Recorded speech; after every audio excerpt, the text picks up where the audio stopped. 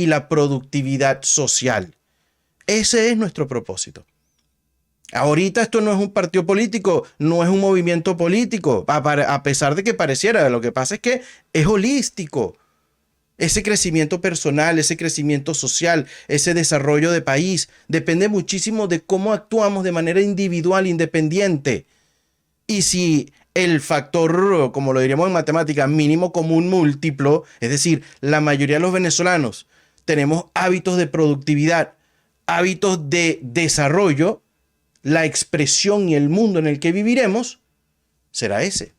Entonces, bueno, vámonos con paciencia, con mucha apertura mental, que lo que viene está muy interesante y muy bonito. ¿Cómo recuperar el salario y la dignidad en Venezuela? Sin quitarle más tiempo, vámonos al programa de hoy.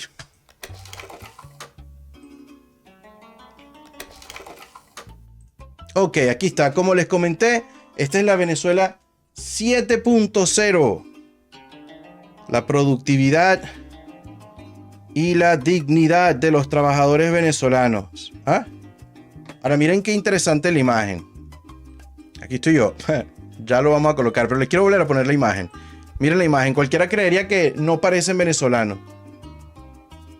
Y yo sí los veo venezolanos. Lo que cambia es el rostro, la vestimenta, el orgullo con el que muestran su billete y su moneda. Mira, como el otro aquí arriba, el que trabajador de PDVSA. Ahí es donde tenemos que comenzar nosotros a soñar, a imaginarnos esa Venezuela y entender hacia dónde vamos a transitar. Porque cada gran transformación, cada gran idea, cada gran cambio en la vida comienza el día en el que alguien se atreve a imaginárselo. Porque del resto solo vivimos en la realidad actual. La crisis es una locura, esto es imposible, la economía. Entonces vamos narrando nuestro propio caos y nuestra propia manifestación de esa realidad. Se convierte en una realidad. Tanto una dictadura, nos cayó una dictadura. Mira, yo hablo de que son unas ironías tan locas. Yo pienso que hace falta una madurez política en nuestro país, incluyendo a todos los líderes de la derecha, de la izquierda, del centro, de allá, de para acá, de para arriba, de para abajo. Y la ironía es que Dios nos puso un presidente que se llama Maduro. Entonces tú dices, coño, nos toca esa elevación de conciencia.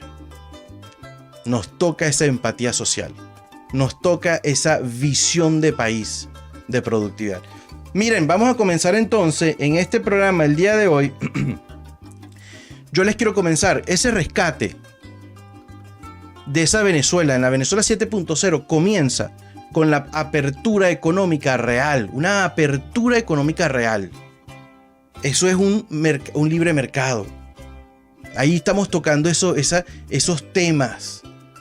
Una apertura económica y un libre mercado, donde nosotros participemos en los mercados extranjeros, permitamos que ellos participen en el mercado interno y que nosotros tengamos un mercado interno bastante dinámico, bastante productivo, en una economía muy estable. Eso es lo ideal. Eso es el elixir y se puede lograr. Entonces, ¿cómo vamos a lograr y de qué trata esta apertura económica real? De ese va a ser este primer video. ¿Qué trata la apertura económica real? En este primer video, en Colombia, dicen que están aplicando esto. Pero tú lo puedes decir, lo puedes contextualizar, pero eso se materializa. Eso lo vamos a hablar ahorita. Lo vamos a hablar ahorita cómo se materializa. Les digo esto porque el video es un ejemplo que encontré de la explicación de la apertura económica que están aplicando actualmente en Colombia. Vamos a ver ese video. Colombia está poniendo en marcha una política de apertura económica y comercio internacional. Ahora, ¿qué quiere decir esto? Muchos hablan de que es más barato comprar productos que vienen del exterior como celulares y carros. Otros van más allá y se preocupan por la competencia de productos internacionales en el mercado local. Pero pocas veces nos ponemos a pensar en la otra cara de la moneda, las exportaciones. Así como nosotros consumimos los productos y servicios que vienen de otros países, así también ellos consumen lo que nosotros hacemos. Y ahora, con todos estos acuerdos, es mucho más fácil y económico exportar. En otras palabras, Colombia es más competitiva que antes porque nos cuesta menos llevar todo lo que hacemos a otros países. Esta parte donde finaliza aquí es importantísima. En esa balanza que ellos colocan, yo lo voy a explicar un poquito más a detalle, lo que pasa es que desde correr el video, Colombia, en el caso del ejemplo que están poniendo aquí, ese país, o Venezuela, el país que la aplique, con éxito, logra mayor productividad nacional, se convierte en un país competitivo en la geopolítica. Vamos a continuar. ¿Y qué tipo de cosas podemos exportar? Un montón, entre manufactura. Entonces, aquí él le va a explicar, ya explicamos la importancia de que cuando nos convertimos o somos un país que importamos todos. Si somos un país que todo nuestro alimento, todo es importado, entonces nosotros dentro de Venezuela, ¿de dónde generamos esa divisa, esa moneda extranjera para poder importar? A diferencia que cuando comenzamos a exportar, defendemos a nuestro mercado, en nuestro país hay empleo, todo el mundo está produciendo, vendemos en el extranjero, esas divisas con las que vendemos nuestra exportación, la utilizamos luego para las compras de la importación, si todavía quedan algunas necesidades que se requieran importar, que indiscutiblemente siempre van a haber. Y esa es la idea de la apertura económica. También estaríamos participando en las economías de otros países y profundizamos esto. Ahora, está bien, ok, bueno, sí es verdad, doctor John, hay que producir más, pero ¿qué producimos? Aquí está lo que él va a continuar diciendo.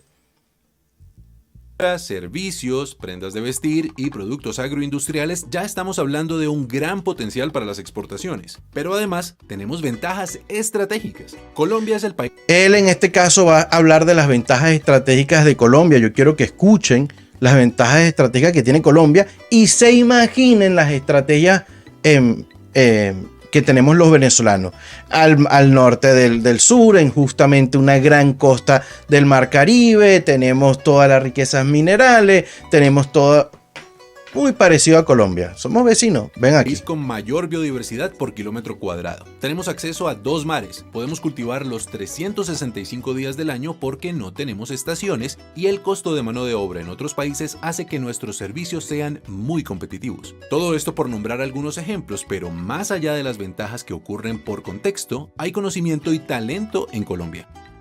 Hay conocimiento y talento en Colombia. Hay conocimiento y talento en Colombia, así lo dicen ellos. Yo digo, hay conocimiento y talento en Venezuela, además de las riquezas naturales y la posición geográfica y sus capacidades estratégicas y su diversidad para generar una economía. En el turismo, en la investigación, en el desarrollo, muchísimas cosas. Entonces, aplicando eso, fíjense, yo les comparto esto y esto no es algo nuevo. Esto no es algo nuevo, esto de la apertura económica. No, esto lo ha venido haciendo China, lo ha venido haciendo Estados Unidos. Esto es como todos los países han crecido como país. Solamente que explicado de manera académica, una manera más didáctica, con un video. El problema de esto es que se aplique, como hablé ahorita, que el mínimo común múltiplo de la sociedad, es decir, que la gran mayoría de los venezolanos tengan la posibilidad de aplicar sus talentos y sus capacidades y generar productos o servicios para que sean exportados o consumidos en el país. Y la idea es que sus beneficios económicos sean atractivos para que entonces pueda desarrollar una vida en dignidad con su familia, poder conocer el mundo, vacacionar, lo que cada quien quiera hacer con sus ganancias y sus riquezas. Esa es la idea.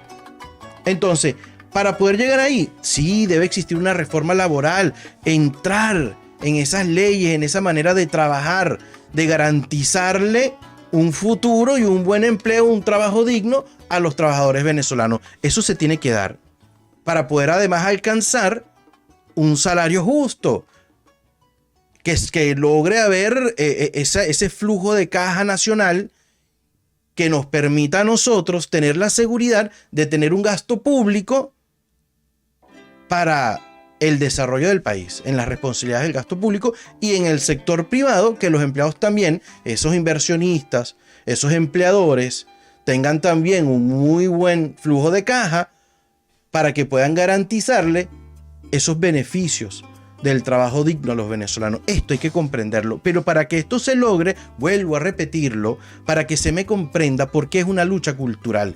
¿Por qué hemos estado en el ciclo y el ciclo y el ciclo eterno de que llega el petróleo, Venezuela parece ser rica y de repente ¡tum!, contra el suelo? Yo tengo un pensamiento. Y nosotros los venezolanos estamos esperando a los políticos para construir un país. Y desde mi pensamiento, desde mi imaginario, yo me pregunto, coño, ¿pero qué fue primero? ¿El país o los políticos? ¿El huevo o la gallina? En este caso, yo creo que es obvia la respuesta. Primero tiene que haber una comunidad, una sociedad organizada para luego darse cuenta que le hacen falta líderes sociales. Entonces, el trabajo es un trabajo cultural en nuestra sociedad y la realidad va a cambiar. Va a cambiar. Eso es una garantía. Eso es bíblico. Lo que pasa es que a veces las cosas bíblicas las ponemos en unos contextos tan supersticiosos que nadie cree. Pero es más de acá que de allá y viene de allá. La información bíblica es más de acá que de allá, pero viene de allá. No sé si se entiende. Bueno, señor, entonces ahora fíjense esto. ¿Cómo logramos nosotros ese fomento de la producción nacional y la atracción de inversión privada? Pues yo te estoy diciendo todo esto. Miren, vamos a lograr la apertura económica. Bueno, doctor John, yo estoy dispuesto a trabajar, pero ¿en qué? ¿Dónde? ¿Y quién nos va a defender a nosotros en la situación laboral? En eso que tú estás hablando de una reforma laboral y todo esto. Ahorita yo siempre les he comentado que se está dando un nuevo orden mundial. Todo esto, miren, nada más que yo esté transmitiendo en vivo a través de estas pantallas que pueden ser móviles, telefónicas, pueden ser televisores, pueden ser computadoras, pueden ser laptops y instantáneamente en cualquier parte del mundo. Esto es poderoso y eso no existía 30 años atrás. Entonces, esto está trayendo una nueva manera de vivir. Esto está trayendo un nuevo orden mundial. Y entonces les traigo esto para que vean la importancia de la apertura para poder ver y lograr visionar esa Venezuela 7.0 en la geopolítica en el mundo, hacia donde está transitando ese mundo. Y les traigo este otro video. Este es más largo, pero es muy importante. Aquí se los traigo. El mercado laboral está cambiando más rápido que nunca. Según un estudio reciente del Foro Económico Mundial, casi una cuarta parte de todas las profesiones actuales cambiarán en los próximos 5 años. Tu trabajo y el mío van a ser impactados por las nuevas tecnologías, la automatización, la búsqueda de una economía verde y la sustentabilidad. La buena noticia es que aunque las nuevas tecnologías destruyen algunos empleos, crean muchos otros. Y en este video te contamos qué habilidades necesitas para adaptarte a estos cambios y los 5 sectores laborales que tendrán una elevada demanda en el futuro. El análisis del Foro Económico Mundial ha identificado las habilidades que tú y yo necesitamos para evolucionar con el mercado laboral. Ya que la tecnología impulsa este cambio, la alfabetización técnica es la primera de las habilidades en esta lista. La siguiente a tener en cuenta es el pensamiento analítico. Learning English at a high standard is also a skill that is going to be really valuable to get. Pero no hay que olvidar la creatividad. En ciencia, ingeniería, diseño o arte, las personas que logren combinar la alfabetización técnica con la creatividad van a brillar. En la era de la inteligencia artificial, la atención humana, el trabajo en equipo, la capacidad de escuchar, contar una historia, apoyar y empatizar serán aún más valorados.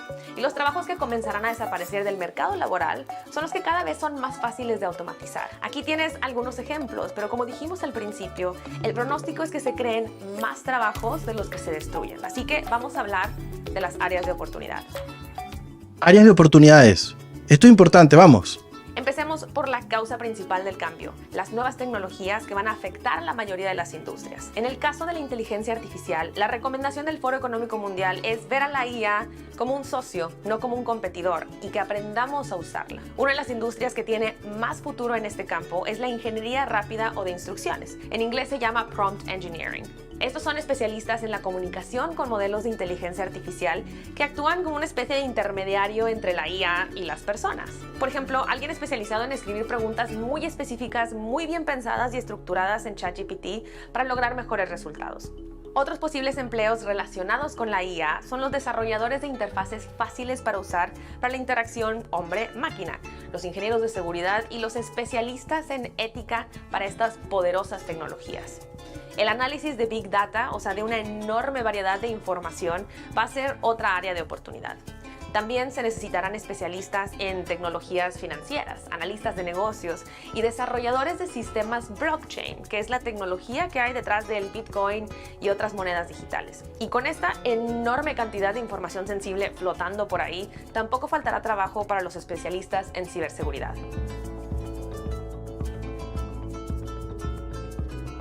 El Foro Económico Mundial también destaca que para 2030, la transición verde podría crear hasta 30 millones de empleos alrededor de la energía limpia, la eficiencia y las tecnologías de bajas emisiones. Y pueden estar relacionados con los negocios, la ciencia, la política o directamente con el medio ambiente. Por ejemplo, pueden ser en el desarrollo de energías renovables o nuevas fuentes de energía, pero también en la práctica jurídica y los cambios en las leyes para proteger al medio ambiente. También habrá una necesidad de urbanistas, arquitectos, diseñadores y constructores de casas inteligentes. Cada vez somos más humanos y estamos viviendo más tiempo, así que las profesiones relacionadas con la salud van a estar en demanda. No hay escape del avance tecnológico, así que los especialistas sanitarios tendrán que aprender constantemente y adaptarse a nuevos modos de diagnóstico y tratamiento. Pero la otra oportunidad de desarrollo es para profesionales sanitarios que nos ayuden a cuidar nuestra salud mental. El Foro Económico Mundial prevé que habrá trabajo para psicoterapeutas, diversos mentores de desarrollo personal o hasta instructores de prácticas espirituales. Fíjense, hasta instructores de prácticas espirituales. Esto es todo una diversificación de laboral.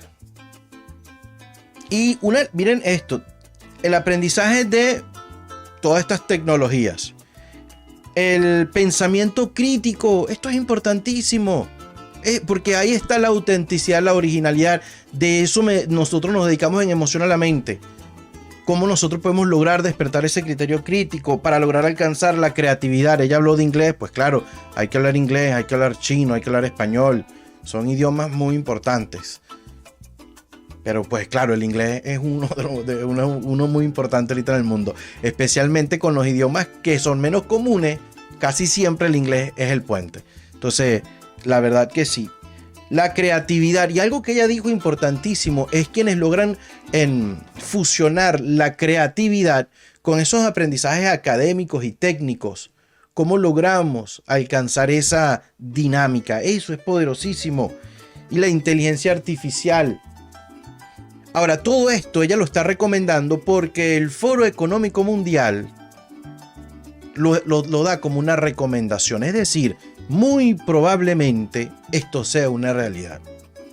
Si lo viene diciendo el Foro Económico Mundial, muy probablemente, por no decir es imposible de que no suceda, ya yo lo veo suceder. Yo lo estoy viendo y lo vengo anunciando hace más de 10 años. Y además de eso, lo está diciendo una institución que tiene una credibilidad en sus acciones. En sus palabras, se convierten en acciones y sus acciones se convierten en hechos. Entonces, esto es importante. Entonces, entender que no vamos a lograr solucionar desde donde estamos ahorita en Venezuela, sino hacia donde se está moviendo el mundo y el rol que le va a tocar jugar a la joya de la corona, a la reina del sur, a Venezuela. Entonces, fíjense. Tenemos que lograr ese plan de incentivos para empresarios que generen empleos formales. Tenemos que generar esa confianza en nuestro país. Y estos políticos no lo van a lograr. No lo van a lograr, no lo están logrando, no lo han logrado. Eso lo logramos nosotros los venezolanos porque nos unimos y trabajamos y entendemos que la confianza que nuestro trabajo y nuestra unión genera, eso es el elixir de nuestro país, nuestra cultura, nuestra palabra, nuestra credibilidad en el mundo geopolítico, en el mundo económico, en el mundo social. Y no vamos a permitir que vengan líderes a dividirnos solamente para adueñarse de la olla. Eso de verdad que es bien bajo. Eso es bien bajo. A mí me disculpan si alguien lo habrá hecho en la vida, pero eso es bien bajo. Probablemente como líder de un país tendrás la oportunidad de aprender y generar y luego trabajar como consultor y generar tu riqueza de la manera más transparente y productiva. Pero adueñarte del frasco es impresionante y vivir a expensas de la realidad de los venezolanos es una tristeza. Por eso comenzamos esta semana hablando de dónde vinimos en la realidad en la que estamos y lo que realmente somos capaces de construir y a dónde podemos alcanzar. Y eso es lo que nos debe motivar a los venezolanos de a pie a unirnos para trabajar por nuestro país. ¿Por qué? Y este es el cierre del programa del día de hoy. ¿Cómo fue Venezuela en alguna oportunidad? Y te voy a volver a compartir un extracto de ese videíto para recordar y terminar el día de hoy. Ya va, chica. Vamos a ver. Aquí está este último video para el día de hoy para cerrar. ¿De dónde viene Venezuela? Vamos a ver.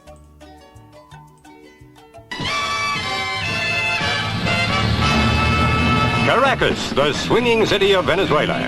Unos la llamaban el millonario de América, otros la Venezuela Saudita. Altos y modernos edificios, enormes autopistas, hoteles de primera en un paraíso tropical. El mayor consumidor de whisky del mundo. La crisis actual de Venezuela no solo es dramática porque la gente sufre hiperinflación, escasez y pobreza. También es dramática porque los venezolanos supieron vivir entre riqueza. Éramos ricos y no lo sabíamos. Ese es uno de los dichos que se recuerda de la época. Una época que también dejó el famoso "está barato y dame dos", que revelaba un gran poder adquisitivo que, como veremos, era de alguna manera ficticio. Miren esas imágenes. Miren esas imágenes.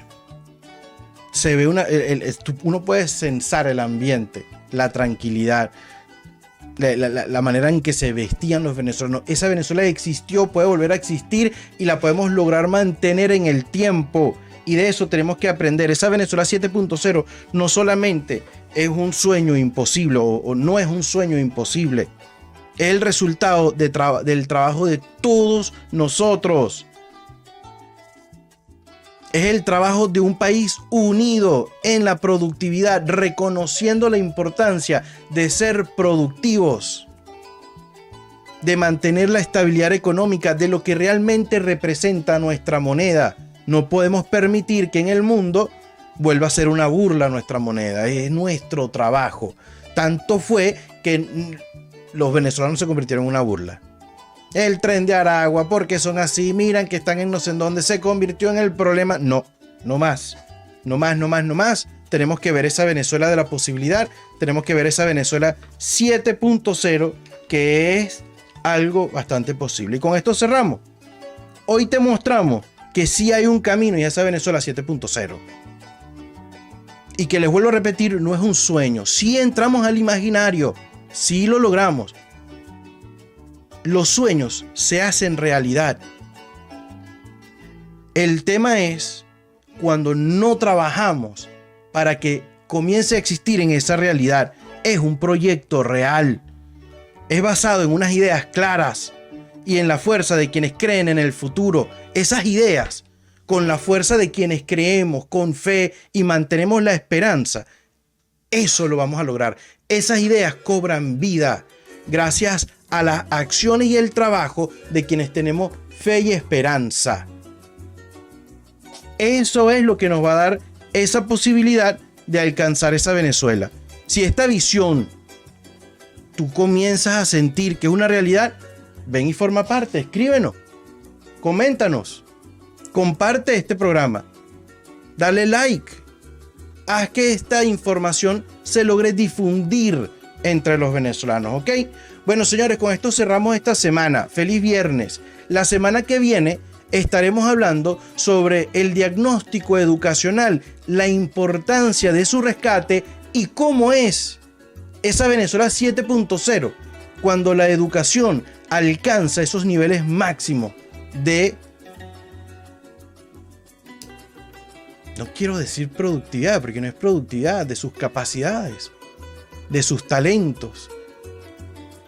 Cuando la educación inspira a la juventud, a esa generación de futuro, a trabajar, a desarrollar, al cuestionamiento de la existencia para que le aporten sus mejores talentos, sus mejores ideas, sus mejores capacidades para Venezuela.